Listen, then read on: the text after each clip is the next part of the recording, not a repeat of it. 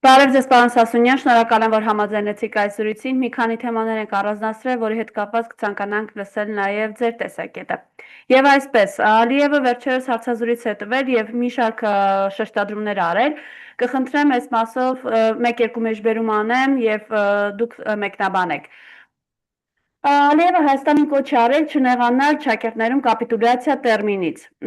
Նա նշել է, որ եթե պատերազմի պայմաններում դու որևէ մեկին հարկադրում ես, ապա դա նշանակում է, որ այդ կողմը կապիտուլյացիայի է ենթարկվել։ Այսինքն այս տերմինում պետք չէ փնտրել որևէ նվաստացուցիչ կամ վիրավորական իմաստ։ Սա պարզապես իրականություն է։ Ես կխնդրեմ այս մասով ձեր տեսակետը արտահայտեք։ Խոսքը նոյեմբերի 9-ի փաստաթղթի մասին է, գիտեք, որ Ռուսաստանի, այսպես ասենք, միջնորդությամբ գոնե հաջողվեց այդ փաստաթղթի ստորագրմանը հասնել, համեցեք։ Ուրեմն ես միշտ ասում եմ, որ երբ որ քո թշնամին մի հայտարարություն է անում, պետք է շատ լուրջ հետևել իր ասածներին, որովհետև թշնամին շատ լավ իմանում է մեր իրավիճակը եւ հաճախ ասում է շատ բացահայտ եւ անգերց խոսքեր։ Ուրեմն այո, Ալիևը միշտ նայել է Փաշինյանի իշխանության որպես կապիտուլանտ եւ գամագադար հլուհանազանդ ստրուկ Ալիևի հրահանգներին եւ Ալիևը իմանալով եւ փաստելով բազմաթիվ անգամներ ամեն անգամ ավելի խստացնում է իր բանջները եւ ստիպում է որ Փաշինյանը այո ասի եւ Փաշինյանը երբեք չի շեղվում Ալիևի հրահանգներից լինի դա սահմանադրություն փոխելը լինի դա սահմանակցումը եւ այլն այս բոլորը անշուշտ Արցախը լրիվ դալեն յետքը եւ իմանալ ամեն օր ավելի գործում ենք Հայաստանը եւ Հայաստանի շահերը եւ Ալիևը իրավունք ունի որ ասում է որ Հայաստանը կապիտուլանտ է ուրեմն ինքը այս հարցի մոդենում է որպես հաղթական կողմ եւ ջզմել է թիմացին եւ իր կամքը բարդացնում է ամեն հարցերով Այսինքն ըստ էության նորից ամեն կերպ այս խոսքերով նվաստացնում է այն իրականության մեջ, երբ որ հայկական կողմը իդեմս Նիկոլ Փաշինյանի խոսում է, որ այլևս խաղաղություն է հաստատված։ Այո, մենք միշտ ասում ենք, որ դա գեղձիկ է, խաղաղություն չկա, եթե խաղաղություն լիներ, նախ փաստաթղթը կսուակրվեր, որ մեկ տարի արդեն պատրաստ է եւ չի սուակրվում, որտեղ Փաշինյան Ալիևը շատ լավ իմանում է, որ որքան որ հետաձգի փաստաթղթի սուակրությունը, այնքան ավելի նոր զիջումներ կբանջի եւ Փաշինյանը նազանթալու է այդ բանջներին, զիջումների եւ հետո ոնց կարելի է խաղաղություն հաստատել մի երկրի հետ, որ անընդհատ խոսում է բռնության ուժի խոսքերից եւ ոչ մի բարեկամական խաղաղական հայտարարություններ չի անում խաղաղությունը երկու կողմ ունի միակողմանի խաղաղություն չի լինում Փաշինյանը որքան չեմ գիտե թե գամենում է խաղաղություն թե ոչ բայց արդյունավետ մեր ժողովրդին խապում է խոսանալով խաղաղություն որ իրեն հնազանդ լինեն իրեն հետևեն իրեն քվեարկեն եւ խաղաղություն չկա բայց բարձ նույնիսկ անցյալ դարվա օգոստոս 8-ին որի այս շաբաթ օգոստոս 8-ին այսքան բարձր մագարտակով հայտարարություններ արեցին սպիտակտուն գնացին որ իբր թե խաղաղության դաշնակիր պիտի ստուակրեն բայց Ալիևը մերժեց ստուակրել եւ մեկ տարի անցել է եւ խաղաղության դաշնակիր չի ստուակրվել եւ չեմ գիտեր երբ է ստուակրվելու բայց նաեւ ավելացնեմ որ նույնիսկ եթե օրը կա որ Փաշինյանը Ալիևը այդքան զիջումները ստանա Փաշինյանից որ վերջապես ինչ որ միջազգային ճնշումների դա ստուակրի այդ փաստաթղթը այդ ոչ մի նշանակություն չունի որտեվ Ալիևը շատ լավ հասկանում է որ ուժեղ կողմը Ադրբեջանն է եւ երբ որ ինքը ուզենա կարող է արձակվել Հայաստանի վրա այդ է պատճառը որ Ալիևը ամիսներ առաջ ասաց որ մենք չենք մտնելու Հայաստան մեր բանակով, մենք գալու ենք Հայաստան մեր ավտոներով, այսինքն առանց կրակելու, առանց հարձակվելու, առանց պատերազմի մտնելու են Հայաստան եւ գրավելու են Հայաստանը, իմանալով որ դիմացը մարդ չկա, ինքնապաշտպանություն չկա Հայաստանի կողմից, հետո որ ասում է նորից պետք է շատ ուշադիր լինել, որ թշնամին այսպեսի հայտարարություններ է անում բացահայտ, էդի շատ հերոս չէ իրականությունից։ Պարոն Սասունյան, բայց օգոստոսի 8-ին Նիկոլ Փաշինյանն այսպես մի տեքստ էր գրել, որտեղ խոսում էր այն մասին, որ այլևս խաղաղությունն իրողություն է, շնորհավորում էր այդ թվում նաև Ադրբեջանի ժողովրդին եւ նաև խոսում այն մասին, որ օրինակ դուք ձեր նման շատերը մենք մարդիկ ովքեր ասում են որ իրականում չկա որևէ խաղաղության համաձայնագիր կամ պայմանագիր դեռ մենք ենք փորձում այսպես ասել հա վիժեցնել այդ խաղաղությունը խնդրեմ այս մասով ձեր տեսակետը Քանի որ Փաշինյանը անկարող է ոչ մի բան ճիշտ սևով ճիշտ ուղղությամբ ղեկավարելու ամեն ինչ որ ինքը տպչում է սխալ է վերջանում եւ խաղաղություն չկա այո մենք մեղադրում ենք Ալիևին բայց խաղաղություն չկա որովհետեւ Փաշինյանը ամփորձ մի ղեկավար է որ ամեն ինչ խանգարում է եւ ոչ մի բան չի անում ճիշտ Այդ է բաժարող խաղաղություն չկա, այստեղ օպոզիցիան որևէ կապ չունի, օպոզիցիան իշխանություն չի, ինքն է իշխանությունը եւ ամեն ինչ զիջել է, ամեն ինչ արել է, ամեն ինչին այո ասել է հլու հնազանդ սրոգի նման, բայց դակավին Ալիևը մերժում է այդ ասածը, խաղաղություն չկա, այո, խաղաղություն չկա, որովհետեւ խաղաղություն բաժար չկա խաղաղություն լինելու, որովհետեւ Ալիևը առանց ստաշնակրի, առանց խաղաղության ամեն ինչ որ ուզում է ստանում է եւ այդ է իրականությունը որքան էլ Փաշինյանը ամեն օր ժողովրդին փորձե խաբել խաղաղություն ասելով էդի խաղաղություն չի եւ ամենախաղաղ մարտիկը այն մարտիկն է որ գերեզմանում բարգել են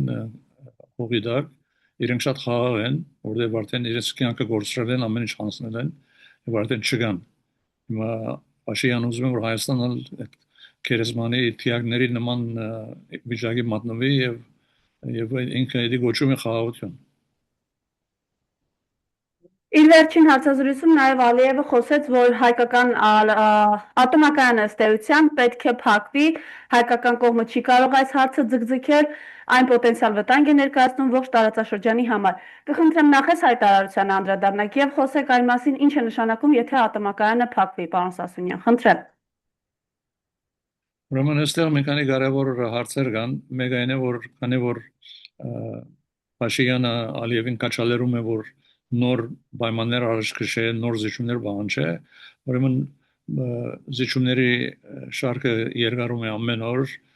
քիչ առաջ մոռացան նաև ավելացնելու այդ 300,000 ադրբեջանցիները, որ Ալիևը բնդում է, որ Հայաստան պետք է գան, Հայաստանը ուզե թե չուզե, եթե չուզե ուժով պիտի զորքով պիտի գերե մարտիկը, ուրեմն հիմա էլ այս ատոմակայանի հարցը կա, Ուրեմն այդ երկար զիջումների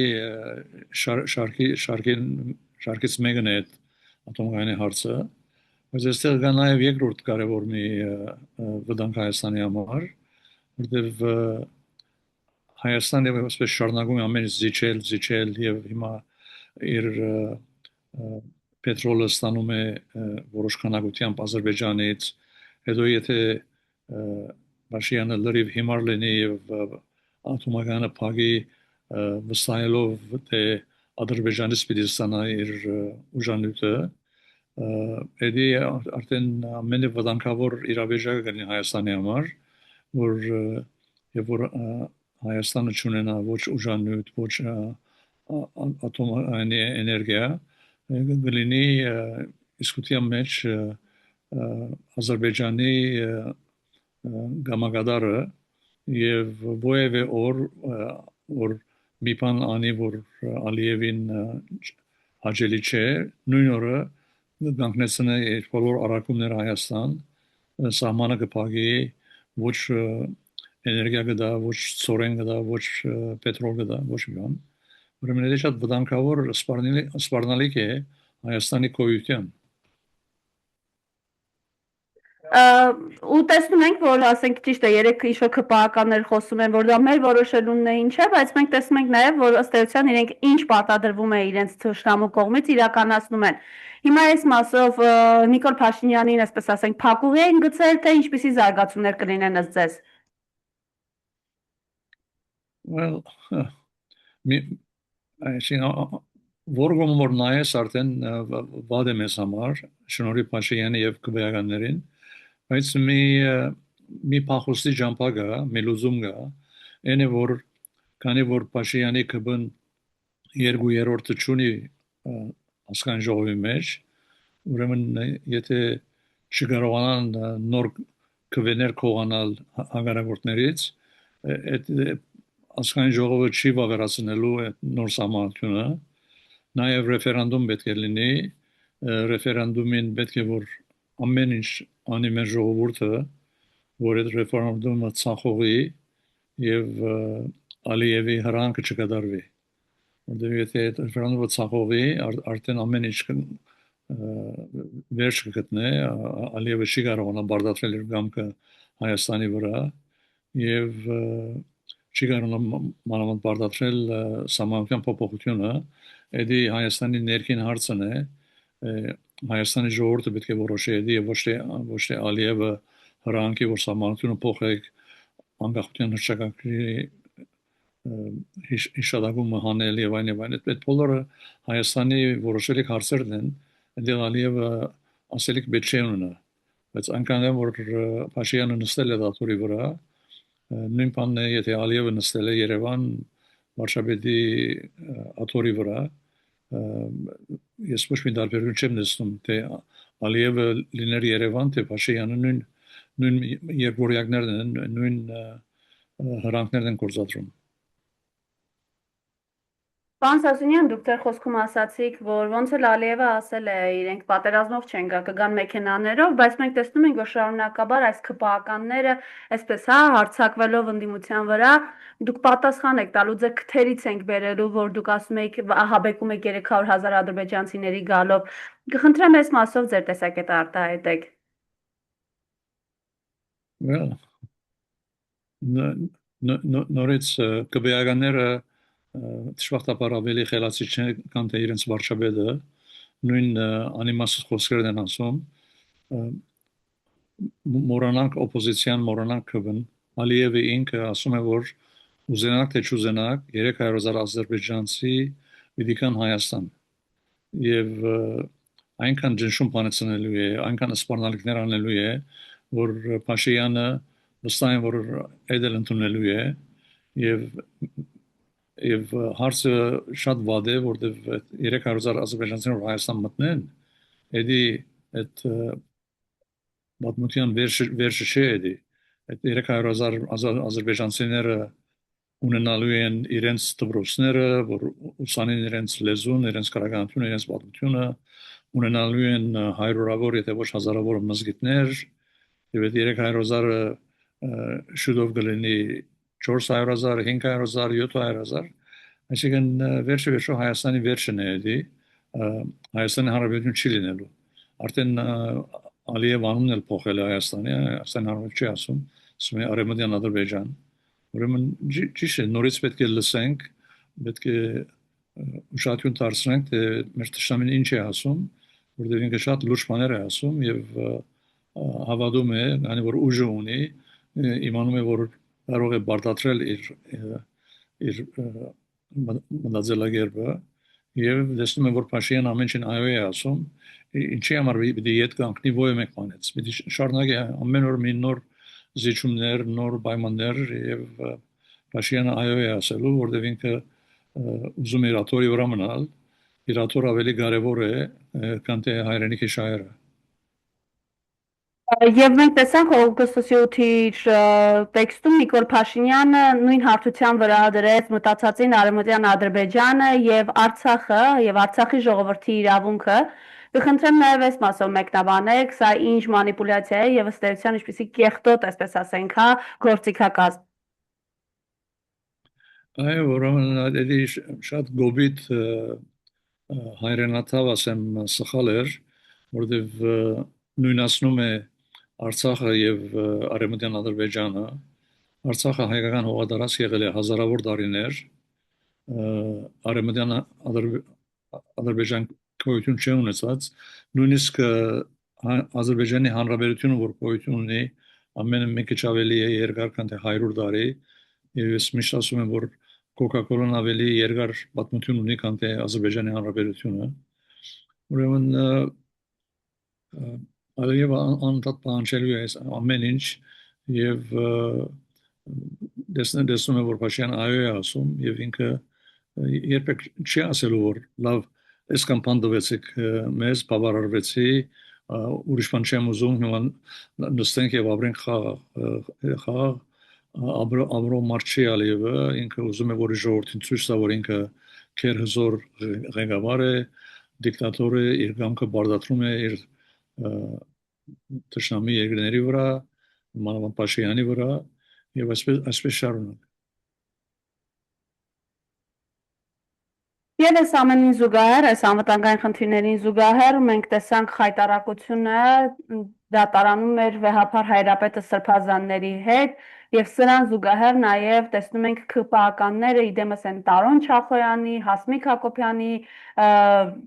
Սոնա Ղազարյան, ինչ որ անուններ եմ տալիս, ձեզ համար է շատերը անհայտ են, բայց սրանք ԿՊԱ-ականներ են, որոնք ամենակեղտոտ բառապաշարով են արտահայտվում վեհափար Հայրապետի հասցեին։ Ավելին, ԿՊԱ-ական Հասմիկ Հակոբյանը Ազգային ժողովի ամբիոնից ասում է, այո, ինձ համար Փաշազադեն հոգևոր առաջնորդ է եւ վեհափար Հայրապետին գիտեք ինչպես են իրենք անվանում, այսպես ասենք, հայ ժողովրդի հոգևոր առաջնորդին իրենք չեն ընդունում։ Ուրեմն այս գինը չէ, այդ պատգամավորը։ Այո։ Դե Փաշազադեն ընդունում է որպես իր հոգևոր հայրը, ուրեմն իսլամ է եւ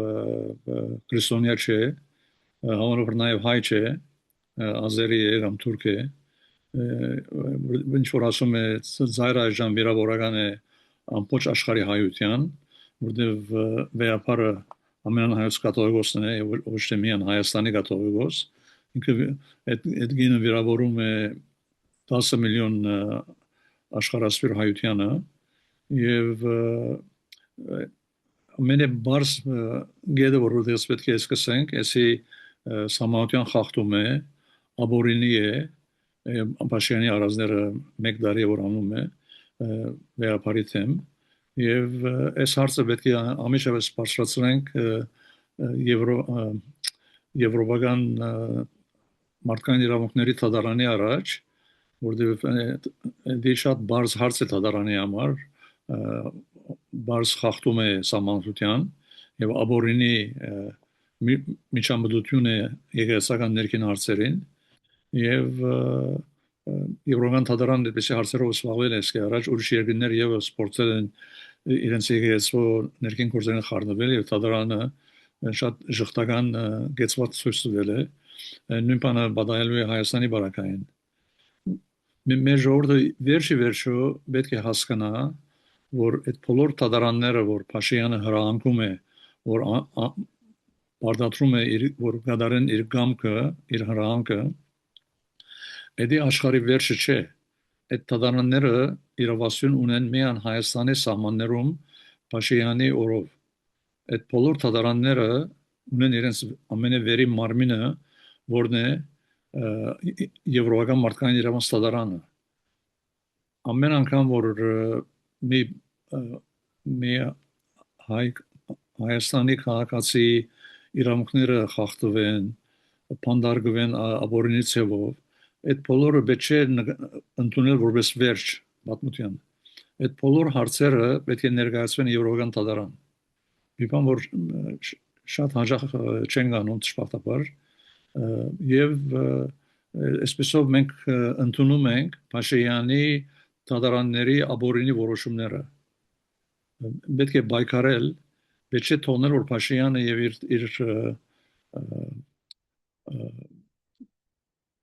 գերստատավորներ, ասպես ասենք, անեն ինչ որ իրենք ուզում են եւ ոչ մեկը թեմ չգանքնի եւ չի հակադարձի իրենց այդ աբորինի որոշումներին, դատողություններին, վճիրներին։ Պետք է որ այս բոլոր հարցերը հայրորավոր այսպես հարցեր կան, հազարավոր հարցեր կան։ Բոլորն էլ պետք է ներկայացվի Եվրոպական դատարան։ Եվ մենք ունենք կարող իրավաբաններ Հայաստանում, որ կարող են այդ հարցերը ներկայացնել, եթե փողի անհրաժեշտություն կա, պետք է մի ֆոնդ կամ հիմնադրամ ստեղծվի եւ մարդիկ նվիրատուն կդարեն, որ այդ հիմնադրամի փողերով այդ իրավաբանները կարողանան այդ հայցերը ներկայացնել Եվրոպական դատարան եւ Եվրոպական դատարանը այս բոլոր հայրավոր հազարավոր հայցերին պիտի մեղավոր ճանաչի Փաշինյանի իշխանությունը եւ հրանք տա, որ կառավարությունը փոխի իր վճիրը։ Այդ է լուծումը։ Մի բան որ չեմ դեր ինչի համար է որ մեր ժողովուրդը, մեր ղեկավարությունը, նույնիսկ մեր օպոզիցիան այդ քայլերին չի դիմում։ Շատ հազվագյուտ դեպքերուն էսի բադամում է, պետք է էսի լինի համադարած հայրորավոր, հազարավոր անգամ, որ Փաշինյանը այլևս չիմանա թե որտեղ պետք է ինքը բանվի, որտեղ փախուստա, այս բոլոր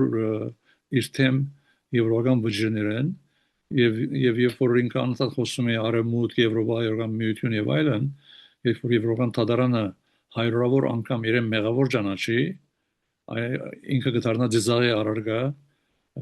ոչ միայն Հայաստանում եւ Սփյուռքում, այլ նաեւ Եվրոպայում։ Եվ ըստ էության նաև պարոն Սասունյան տեսնում ենք Ռուսաստանի հետ հարաբերությունները շարունակում են այսպես լարված մնալ,